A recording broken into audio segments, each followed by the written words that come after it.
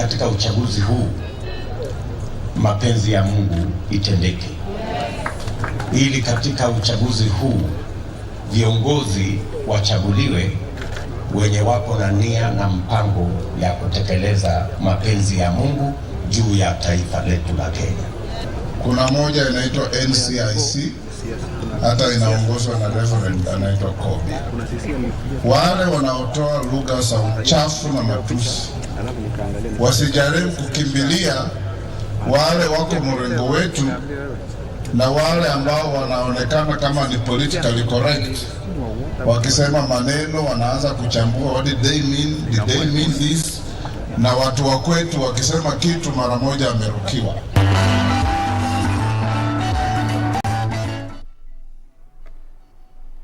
Benson Boro from Murera village in Juja Sub-County, Kiambu County, has been diagnosed with a massive splenomegaly condition caused by enlarged spleen, leading to the swelling of the stomach. Boro, who is struggling with the rare condition that has also affected his movement, is calling on well-wishers to help him raise over 500,000 shillings for his treatment. It is here in Murera village, Juja constituency, Kiambu County, where we meet Benson Buru. The 25-year-old has been battling a rare condition for a while now. According to Mburu, his tribulation started when he slept and woke up to a swollen, painful stomach. Yani nikaambiwa nini, yani figo ziko sawa. Sasa ndio maana unasikia vile unasema unaumwa na hapa, ni hiyo spleen imekuwa kubwa. Sasa ikijikaza hivi unasikia ukiumwa na hapa. His attempt to seek medical attention in different health centers ended up at the Kenyatta National Hospital, where he was diagnosed with massive splenomegaly condition caused by enlarged spleen and was admitted for 1 month. Kabla nigonjeke hivi nilikuwa ninajifanyia kazi yangu, nilikuwa ninauza spray. Hii marashi ninasunguza hivyo na tunapata kitu ya kukula. Unaona? Sasa mimi nilikuwa ninaenda ninauza, ninapata kitu, ninanunua chakula na ninasaidia mzazi wangu. Due to the swollen stomach, Mburu has been unable to fend for his family, leaving the responsibility to his aged mother. Kuna mtoto mdogo na bibi. Sasa hako katoto ni kadogo, kananyonya. Mama yake haezani kazi, juu akikaacha ni kadogo kanalia sana. Sasa marafiki wangu wanaanza sasa kuniongelea, wanasema ona huyu akona mimba, amerogwa. His family is now calling on well wishes to help raise 500,000 desperately needed funds to cure Mburu's condition. Nateseka sana juu nauza vitu yangu yote nikitafuta usaidizi na bado sijasaidika. Anaumangwa, sanya anaumwa hazienda mahali. Sasa tunakaa tu hivyo, tunategemea watu. Sanya alikuwa anaenda kazi, nilikuwa napata kila kitu mahitaji. You can send your support through M-Pesa number 0113019220. You can send your support through M-Pesa number 0113019220. M-Pesa name Benson Mburu. Still in the political arena, several people were injured after unknown people lobbed tear gas at a political rally in Ugenya Sub-County Saturday. The political rally, meant to launch Dr. Daniel Odhiambo's bid for the Ugenya constituency seat, was temporarily halted by a loud bang and a huge smoke. Quick action by the police, led by Ugenya County Police Commander Bernard Wamugunda Mogosho, however, calmed the situation. Ben Chumba reports. Residents from various parts of Ugenya constituency had converged at the Sega Vocational Training Institute, where Dr. Daniel Odhiambo, who has declared interest in the Ugenya parliamentary seat, was to officially launch his political campaigns. Soon after being entertained by an Ohangla band, hell broke loose. A loud bang followed by a huge smoke next to the dais sent the crowd running helter-skelter.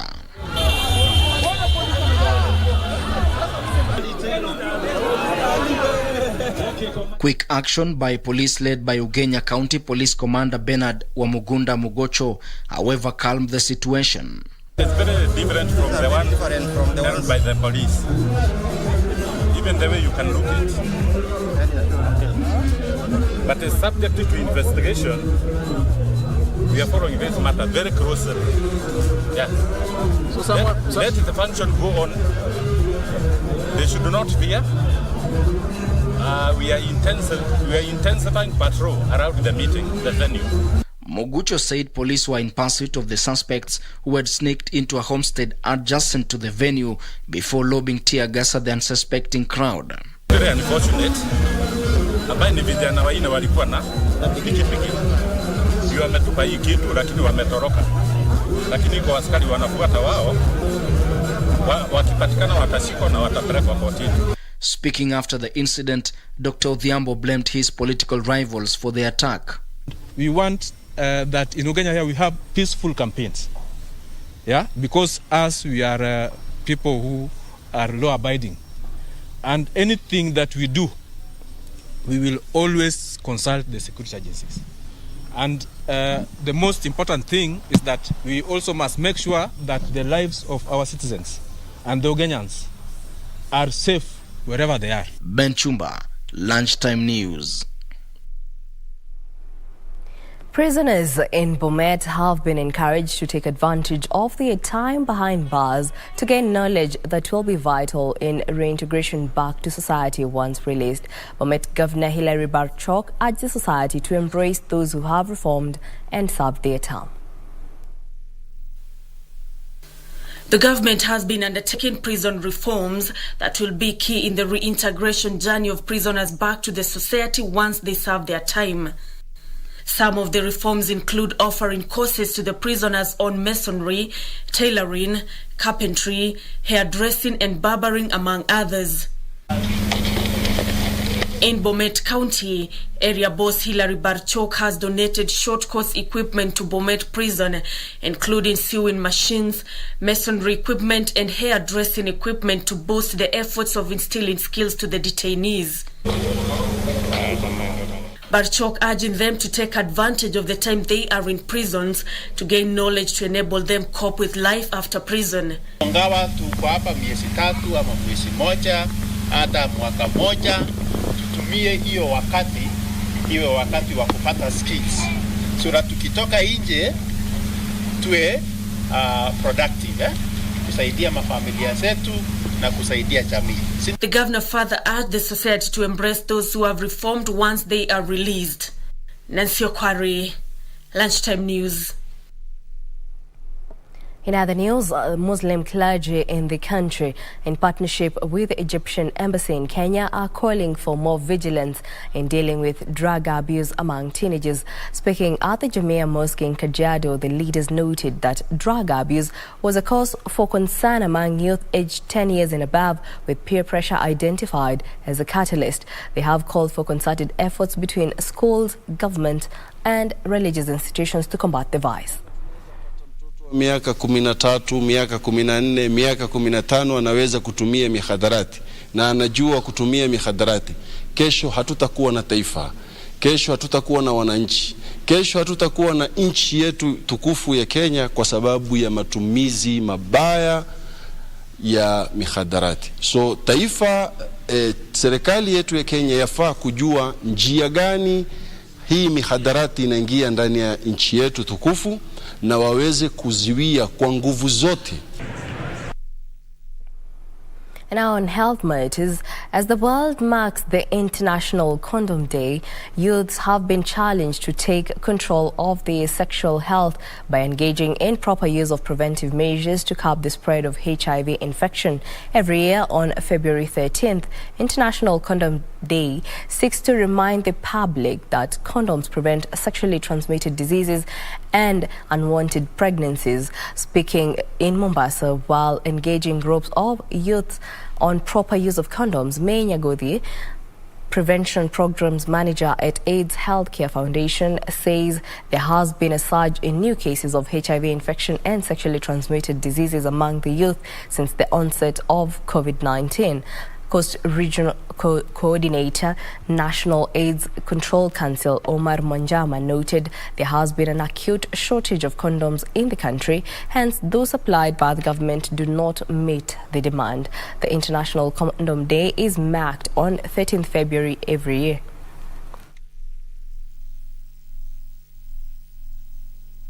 Inatakikana itumiwe kwa wale ambao wanastahili kutumia, na kwa sasa upungufu huu umeletwa kwa sababu ile mipira inayoletwa ya bure ambayo inasambazwa na serikali ya bure haitoshelezi mahitaji ya Wakenya wote. We have seen a rise in new HIV infection among the young people, and the reason why we are here in this institution to make sure the youth, as much as they are having fun, it's about love. But at the end of the day, you have to love the one, you have to protect the one you love. Tunafundishwa kuwa inatusaidia tusipate HIV, tusipate STIs. And a section of the clergy in Trans Nzoia County have called for proper regulation of churches and places of worship in the country. Bishop Daniel Tadaka says the profession has been infiltrated by quack preachers who con worshippers of their wealth and instill fake doctrines. He concurred with opposition leader Raila Odinga's wife, Ida Odinga, whose call on the government to regulate the mushrooming of churches in the country triggered the wrath of men of the cloth. Wakora au matapeli wala ambao sasa wamekuja kwa hilo China na wanatafuta watu ambao ni unsuspected ili wakawaibie kwa njia ya kanisa au kwa njia ya mashirika. Mimi kibinafsi kwa ushauri wangu kwa serikali sioni matatizo wakiweka kanuni au njia za kufuata ili kila mmoja ajulikana amesajiliwa na pia kila mmoja ajulikana anatoka wapi na anaenda wapi. And a section of Muslim preachers have embarked on a mission to preach peace and cohesion ahead of the 2022 August poll to avert possible cases of after-elections violence. Addressing hundreds of Garissa residents at Garissa Primary School playgrounds, the clerics further urged politicians in the country to carry out peaceful campaigns and avoid issuing statements that might trigger clan animosity. The Islamic scholars led by Sheikh Ibrahim Abdullahi and Omar Sheikh Abdika say that their main mission is to preach peace and unity amongst Kenyans during and after the electioneering period. The clergy took issue with the careless utterances from some politicians that claim if not halted could trigger violence among the people and communities. Siasa inaleta mambo ya chuki, mambo ya kutukanana, mambo ya kuvurutana, mambo ya kubishana. Kwa hivyo ni wakati mema leo ndo tumekutana hapa kusambaza mambo ya usalama katika miji yetu wa Garissa na hasa katika kaunti ya Garissa na kuombea nchi yetu ya Kenya vile Ibrahim alayhi salatu wasalam aliombea nchi yake, alisema Rabbi ja'al hadha baladan aminan warzuq ahla min at-tamarati. O Almighty God, make this town to be peaceful town. Sasa ni lazima tuchunge hii ulimi na wanasiasa wanatumia kuwavuta watu kwa ulimi na kuwachocheza na kufanya fitina kwa ulimi, wajichunge na hii nchi yetu wasituletea yani hatari. Tunajua majirani wengi na wana matatizo na hiyo imeletwa na ulimi. Haitakikani mambo ya uchochezi, haitakikani. Wewe uza sera yako vile unataka, basi ule ambaye anataka atakuwekea, ule hataki basi shauri yake. Naye atapeleka kule ambacho anataka. Ni kama vile nilikwambia wewe unapenda crest na mimi napenda coke. Unaona hatufanani, lakini sisi wote ni nani? Sisi wote ni binadamu.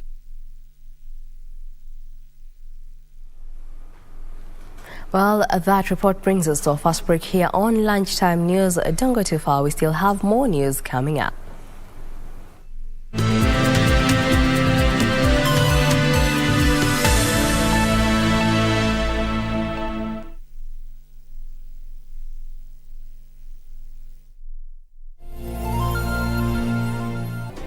Do you have a news story to share with KBC? Get in touch swiftly on email news@kbc.co.ke or call 0723-892-654 or 0734-780-124.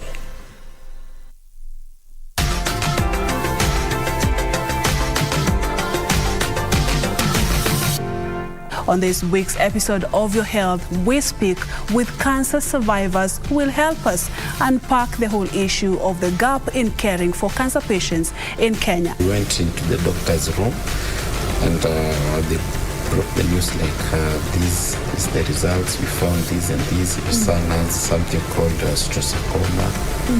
It's like a tumor, sort of cancerous, and at this point, because of the swelling and everything, the only solution is amputation. I could go to the bathroom when I'm showering and I look at myself, I have two breasts, but then I imagine sooner or later I'll not be having one.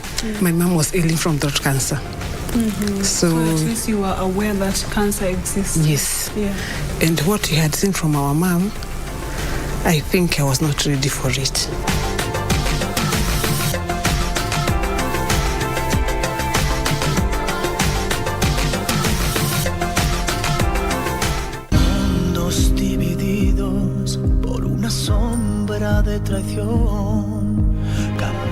I've waited for the day to come when they're already grown-ups, so I'd be able to explain it. You see, I told you it's not just gossip. This is not a father and daughter relationship. It's obvious they're And just what are you talking about, for goodness sake? I really don't understand why Florencia would insist on that kind of lie. Lying heart.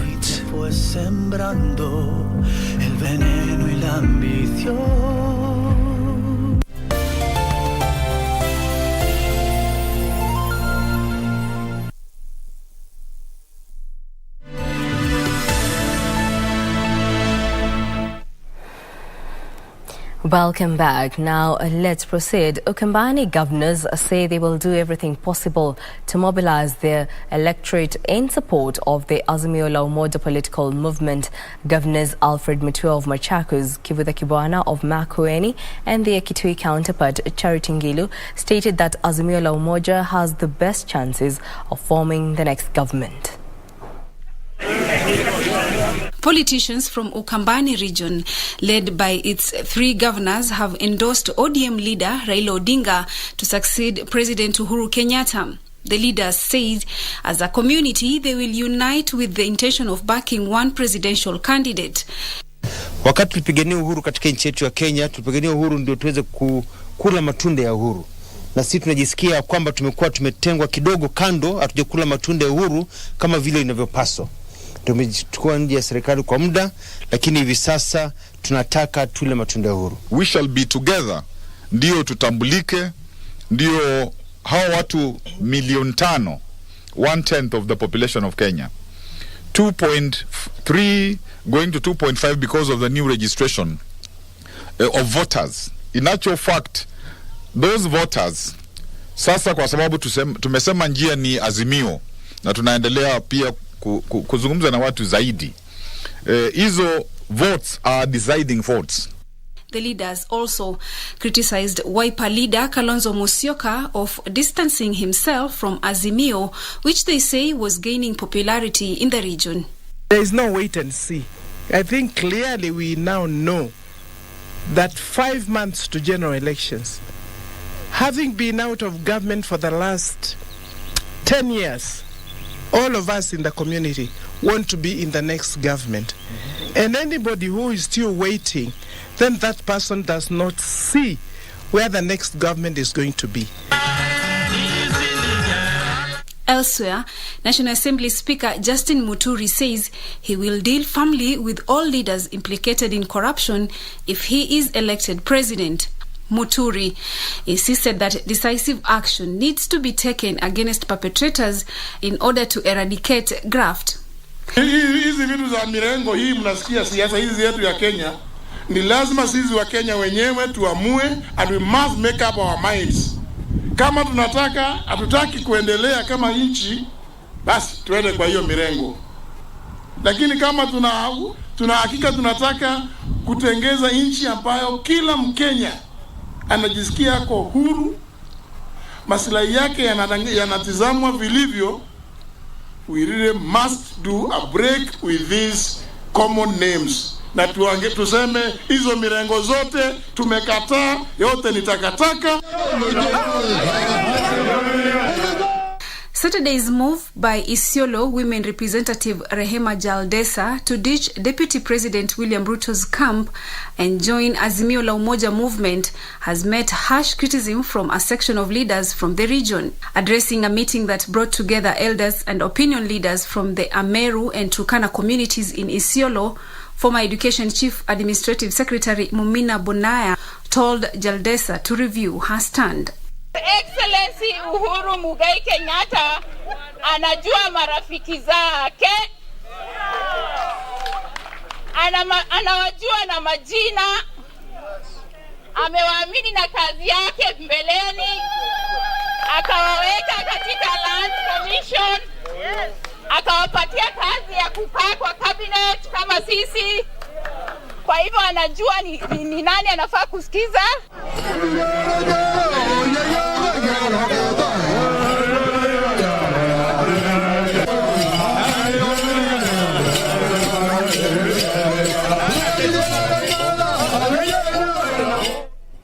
Meanwhile, a section of members of Kenya Internally Displaced Persons Organization are urging the National Cohesion and Integration Commission to exercise vigilance against reckless politicians stirring tension ahead of the upcoming general elections. The members want NCIC and the Independent Electoral and Boundaries Commission to put on politicians making reckless public utterances that are bound to polarize the country. They're now urging political leaders to put aside their personal differences and channel their energies to steering the country into a peaceful election in August this year. Ombi letu, tunaomba amani katika taifa letu. Na rais akiwa mkuu wa usalama katika taifa letu, tunaomba atimize maagano yale walitoa wakiwa Nakuru pamoja na William Ruto ya kwamba Kenya hakutakuwa na umwagikaji wa damu tena. Kwa hivyo tunamuomba, na kama tumenyenyekea tukiwa waadhiriwa wa 207 na 208, watulinde na walinde nchi yetu, na ile mali yetu, ahadi yetu walitupatia watatusetu, tungeomba watufanyie hivyo. Tunaomba komishoni hiyo sio tu kwa IBC, hata hiyo commission iweze kuchunguza matamshi hayo ambayo yanaweza kuchochea umwagikaji wa damu katika taifa letu. A somber mood engulfed Mushongoi and Kasiela villages during an emotional send-off of two brothers killed by suspected bandits last week in Muchongoi, Baringo County. The duo, aged 33 and 29 years, were heading within Kasiela area when heavily armed bandits attacked them before making away with several livestock. During the funeral service that was conducted under heavy security to ensure the safety of the mourners, speakers condemned the spate of banditry attacks meted on innocent residents and urged the government to beef up security. Kwa nini tunaondolewa eneo kama Mkutani ambayo tuko na chief, tuko na viongozi, na hiyo shida ile imetokea kwa hiyo eneo ya Mkutani? Sio wananchi ambao wanaishi hapo, ni wananchi ambao ama waadui ambao wamekuja kutufuruga. For how long are we going to bury our children? For how long are we going to lose our wealth? For how long are we going to be poor while we pay tax to the same government? Hakuna kitu nasinda serikali. Kwa hivyo tunauliza serikali ya kwamba mumalize hii maneno. Mumalize hii maneno bila kuuliza sisi chochote. And now over 4,000 residents of Malaba Central Ward in Teso North, Busia County have benefited from a free maize seed donation program by the county government. While distributing the seeds, a member of County Assembly, Bernard Ibele, said they are working with agricultural experts to ensure they give residents the most suitable seed variants that will thrive despite changes in climatic conditions. The needy, the elderly and those disabled were given priority during the distribution. Kwa hii wodi. Hiyo mikakati yote tumeweka kama county, tumeweka in place.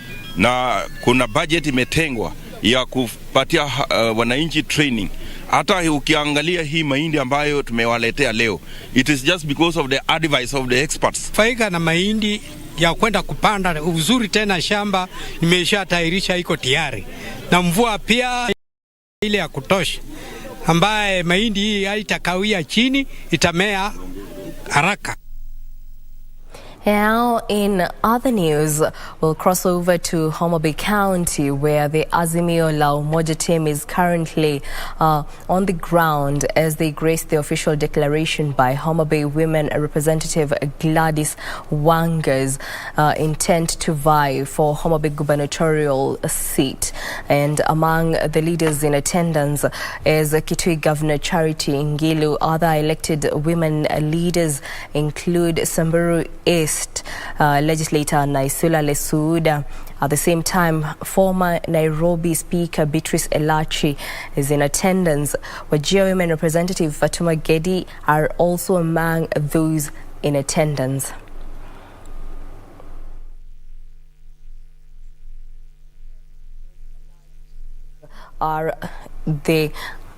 This is the official declaration by Homa Bay Women Representative Gladys Wanga, whose intent is to vie for the Homa Bay gubernatorial seat come August 2022 general election. Well, for now, let's listen in.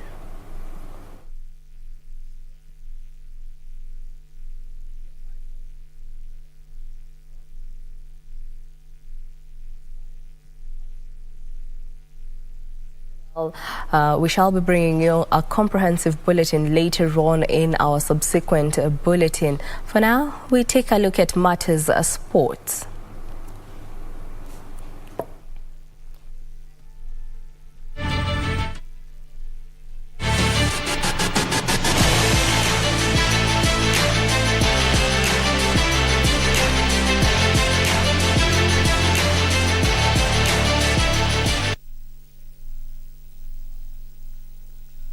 Well, we do apologize for that. Now, let's take a look at matters sports. Chelsea manager Thomas Tuchel dedicated his side's first Club World Cup triumph to owner Roman Abramovich after an extra time 2-1 win against Brazilian side Palmeiras in Abu Dhabi. After the win, Thomas Tuchel dedicated the trophy to the club owner Roman Abramovich, saying that it's his input and passion that has made it possible.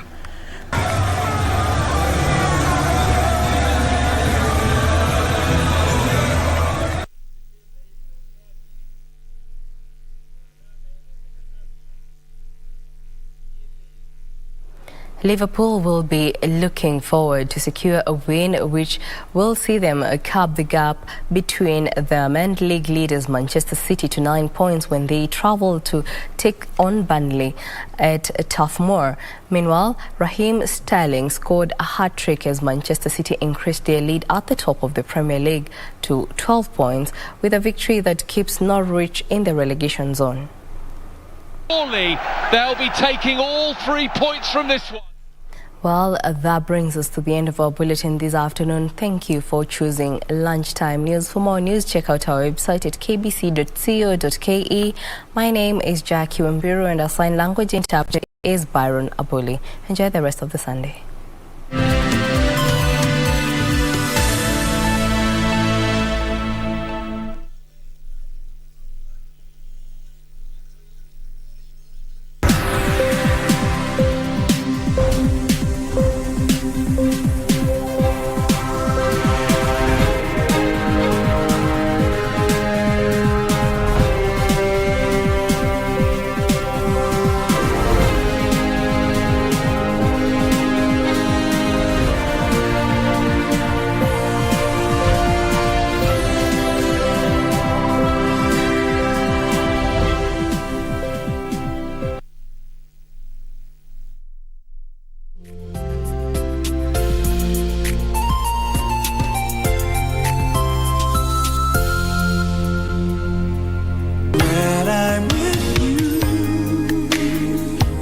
Here